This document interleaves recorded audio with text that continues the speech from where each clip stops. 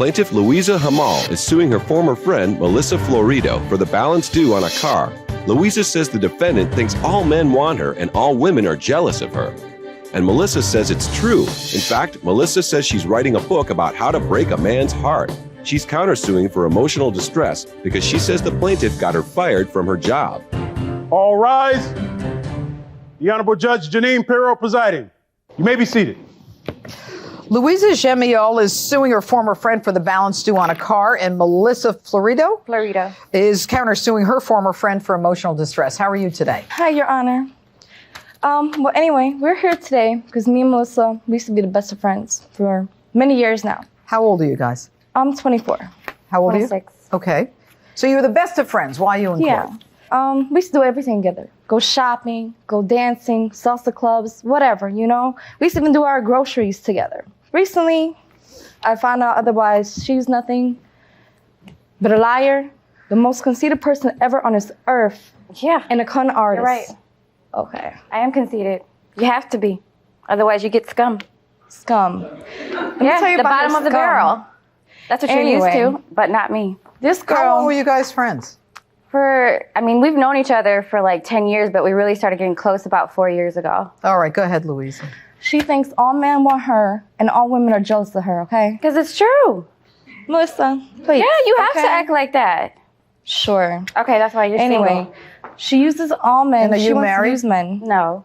Well, you just attacked her. Sorry to I mean, I trash her, saying have that's why you're somebody, but single. she's single and she's You're mad about it. single too. No, I have somebody. Oh. Go ahead. Yeah. She uses men to get what she wants. That's all she really does, as long as I know her. She's actually gone as far, her ridiculous self, is writing a book, a how-to guide to. Yeah, and she's mad because I won't dedicate it to her. Yeah, dedicated. She said that she was going to dedicate this book to me because I'm a loser, can't find a man.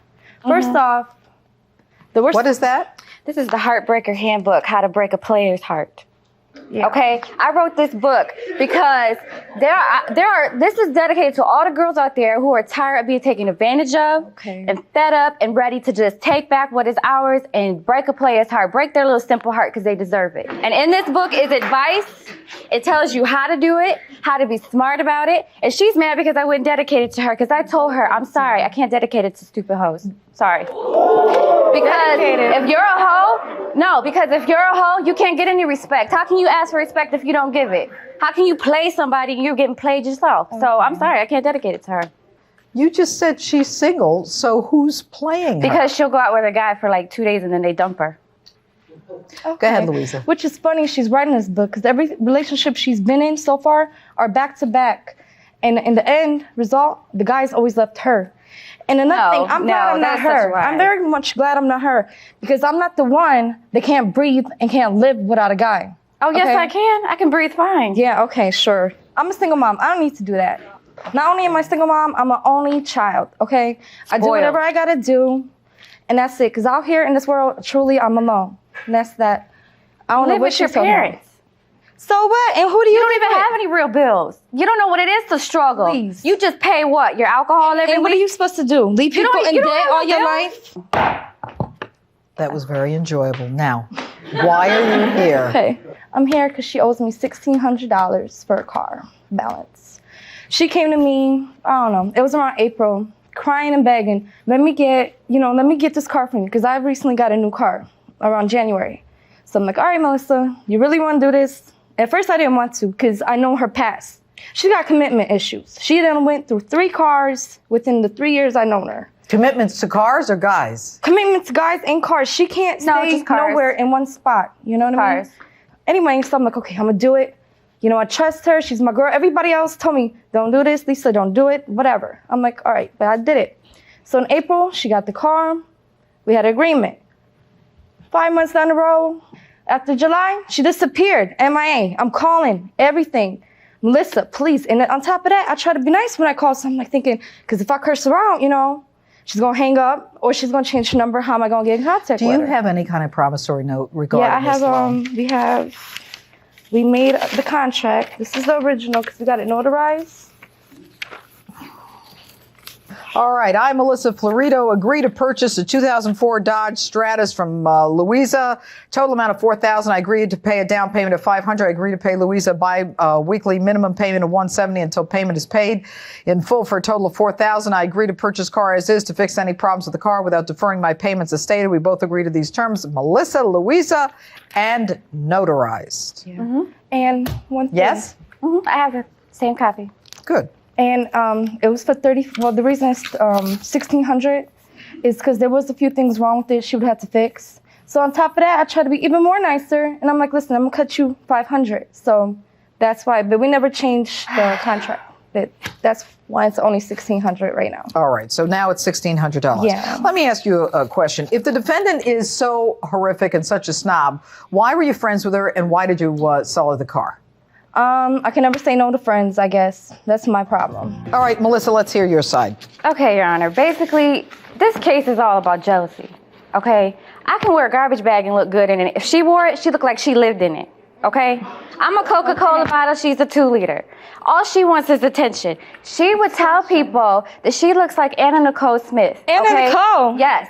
She bleached. Are you crazy? You think you're J-Lo? Whatever. But I'm not Anna Nicole. She bleached Nicole, her hair so bad it broke off. You the one that did She it. looked like a poodle. It's like you sabotaged my hair. No, That's what you were trying to do in the You first place. bleached your hair. You came to my house crying. You did my hair. I look like Your a Honor, canary. Your Honor, she looks like a poodle. Okay, I tried to help her. Wait. Okay, I tried to help Time her. out. Stop talking. All right. Okay.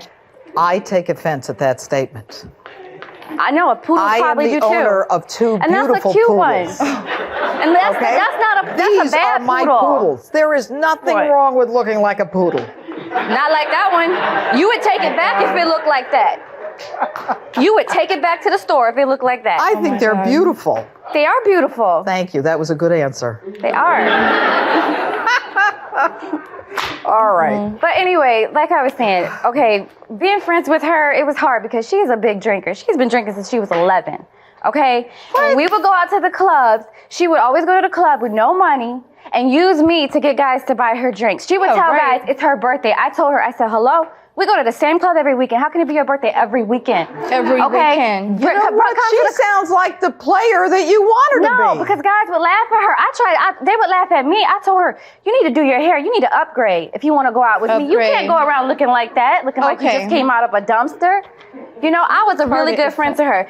And basically, you know, she was just jealous about all my attention and jealous about the fact of my book and that I wouldn't include her in it. Why were you guys going shopping and doing everything together? Because I would laugh at her. It was just the only entertainment. reason why this all came about is she used me for drinks. Hang on, finally, Melissa. let me give you an example of Melissa and her ways of using and doing people how she does.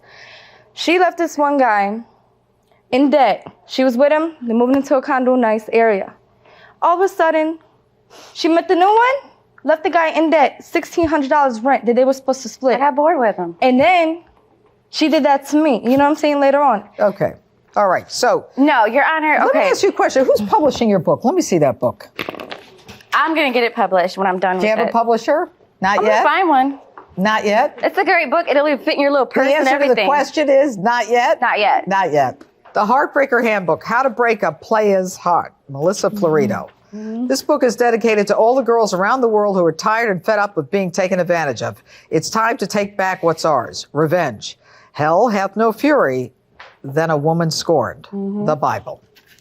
Disclosure. What? This book is intended for any girl to break the simple heart of any wannabe player out there. Now, having said that, it is vital to know that this book is not magic. See, this releasing liability. Very good.